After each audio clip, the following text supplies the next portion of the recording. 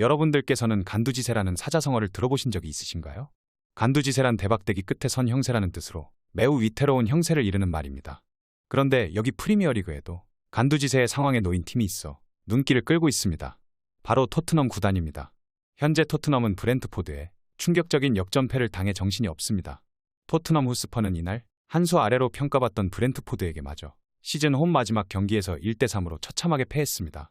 이로써 토트넘은 유로파리그 진출 라인인 6위는커녕 유럽 대항전 진출 마지노선인 7위마저 쉽지 않게 됐습니다.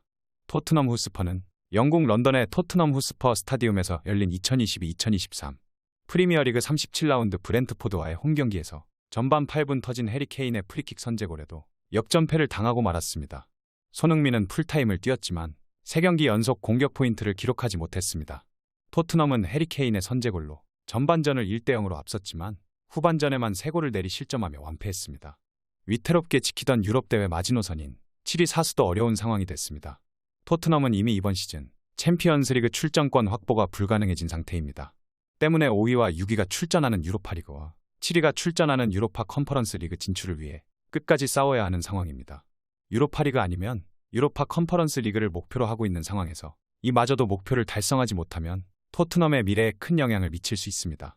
구단 수입에도 차이가 발생하며 현재 공석인 차기 감독을 선임하는 데 있어서도 구단의 매력을 좌우할 수 있습니다.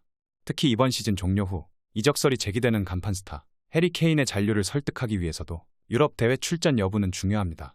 프리미어리그 통산 3회의 득점왕 타이틀을 차지하고도 단 하나의 트로피도 구경하지 못한 케인은 우승을 위해 팀을 떠날 수 있다는 의사를 보인 바 있습니다. 토트넘도 이번 시즌 종료 후 계약 기간이 1년 남는 케인을 무작정 잡아둘 수 없는 상황입니다. 토트넘은 최소한 유로파리그라도 나서면서 케인에게 비전을 제시해야 했습니다. 토트넘은 라이언 메이슨 감독 대행 체제에서 선수 기용과 전술의 변화를 자주 가하고 있는데 전반전은 분위기가 좋았습니다. 전반 7분 만에 해리 케인의 선제골이 터졌고 전반전도 손흥민의 돌파 크로스를 앞세워 주도권을 쥐고 있었습니다. 그러나 후반전 들어 수비가 급격하게 무너졌습니다. 후반 5분과 후반 17분에 브라이언 음베우모에게 연속 실점했고 후반 43분에는 올리버 스킵의 황당한 실수로 쐐기골을 헌납했습니다. 이번 시즌 내내 발목을 잡은 수비 문제가 시즌 마지막 홈 경기에서도 토트넘을 무너뜨렸습니다. 패배 속에서 케인의 존재감만 더 도드라진 경기였습니다. 손흥민의 침투에 맞춰서 패스를 넣어주는 것도 팀의 득점포를 가동하는 것도 케인이었습니다. 이번 시즌 토트넘은 케인이 토트넘 그 자체나 다름없는 팀입니다. 이번 시즌 형편없는 팀 경기력에도 케인은 36경기 27골을 몰아쳤습니다. 팀보다 더 위대한 선수라 해도 과언이 아닌 반면 토트넘은 2008년 이후 리그컵조차도 들지 못한 무관의 팀입니다. 다음 시즌 챔피언스리그 진출은 이미 좌절됐고 유로파 컨퍼런스 리그조차도 출전하기 어려운 위기에 빠졌습니다. 다음 시즌 팀을 구축할 단장도 팀을 지휘할 감독도 미정입니다. 때문에 토트넘이 케인을 설득할 명분은 점차 사라지고 있습니다. 손흥민 선수는 이날 후반 대역 전패에도 분전했습니다. 축구 통계 전문 사이트 후스코어드닷컴으로부터 평점 7점을 받았는데 비록 득점하지는 못했지만 3번의 슈팅과 4번의 키패스를 기록하며 토트넘의 공격을 이끌었습니다. 전반 2번의 멋진 크로스를 올리기도 했으며 후반 추가 시간에는 히샬리송의 결정적인 헤더를 돕기도 했습니다. 골키퍼와 수비진에 막힌 3번의 슈팅 역시 위협적이었습니다. 선취 득점의 주인공인 케인은 7.25점로 토트넘 선수들 중 가장 높은 평점을 받았습니다. 이날 경기는 토트넘의 올 시즌 마지막 홈 경기였습니다. 토트넘 팬들은 다니엘 레비 회장과 최근 팀의 상황에 대한 불만을 노골적으로 드러냈는데 검은색 풍선에 레비 아웃이라는 문구를 쓰며 목소리를 높였습니다. 레비 회장을 향한 토트넘 팬들의 불만이 계속해서 커지고 있는 것입니다.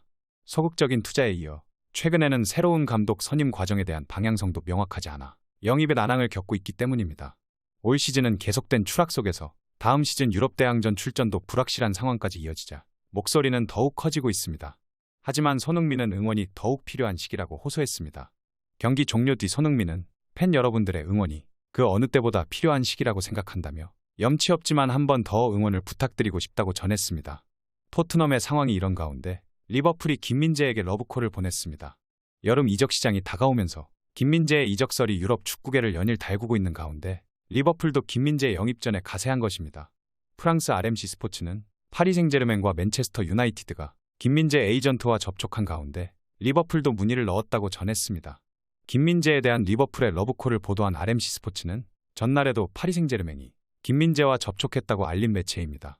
이번 시즌 일찌감치 우승 경쟁에서 탈락한 리버풀은 다음 시즌 대대적인 리빌딩이 필요하다는 지적을 받고 있는데 수비 라인 재구성이 최우선 과제 중 하나로 꼽히고 있습니다.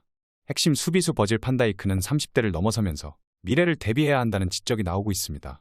그러나 판다이크는 여전히 프리미어리그 최고 수비수로 꼽히면서 리버풀이 수비를 재편할 때 중심을 맡을 전망입니다. 이에 따라 김민재가 리버풀 유니폼을 입는다면 판다이크의 파트너가 될 가능성이 큽니다. 지난달에도 영국 풋볼 365는 리버풀이 이번 여름 스쿼드 개편에 나설 예정이라며 미드필더 개선이 최우선이지만 버질 판다이크와 조 고메스가 이번 시즌 많은 비판을 받기 때문에 리버풀은 김민재에게 매우 관심이 있다고 전했습니다. 알려진 대로 김민재는 영국 맨체스터 유나이티드와 맨체스터 시티 그리고 뉴캐슬 유나이티드를 비롯해 최근에는 파리 생제르맹과 연결되고 있습니다. 최근 이탈리아 매체 일마티노는 김민재가 맨체스터 유나이티드와 계약에 합의했다고 보도했지만 김민재의 한국 에이전트는 이를 부인했습니다. 맨체스터 유나이티드나 리버풀 등 영입설이 불거진 팀들이 다음 시즌 챔피언스리그 진출이 확정되지 않았고 김민재가 다음 달 군사훈련 입소를 앞두고 있기 때문에 서두르지 않겠다는 방침입니다. 실제로 김민재 측은 메뉴에 경고까지 했는데 챔스에 못 가면 메뉴로 안 간다는 말까지 했습니다. 프리미어리그 진출을 타진하고 있는 김민재가 자신을 가장 오래 전부터 쫓아다닌 것으로 알려진 맨체스터 유나이티드에 이적 필요 조건을 제시한 것으로 드러난 것입니다. 다음 시즌 챔피언스리그에 나서야 한다는 게 필요 조건입니다. 영국 데일리 미러는 김민재 에이전트가 메뉴에게 한국 국가대표를 영입하기 위해선 다음 시즌 챔피언스리그에 진출해야 한다는 메시지를 보냈다고 보도했습니다. 매체는 이미 나폴리가 김민재의 이탈을 예상해 아탈란타 수비수 조르지오 스칼비니를 대체자로 점찍고 물색하고 있다며 김민재는 메뉴 합류를 위해 협상 중이지만 그의 측근은 현재 거래가 진전된 단계에 있다는 의견을 반박했습니다. 그러면서 다음 시즌 챔피언스리그 본선행이 협상에 중추적인 역할을 할 수 있다고 주장했다고 덧붙였습니다. 영국 매체 미러의 보도가 이런 가운데 김민재의 맨체스터 유나이티드 이적이 사실상 마무리됐다는 주장이 이탈리아 매체를 통해 다시 나왔습니다. 이탈리아 일마티노는 김민재가 나폴리의 의지와 상관없이 떠나는 선수라면서 의심스러워하는 부분이 있지만 프리미어리그 메뉴와 계약은 사실상 마무리된 상태라고 주장했습니다.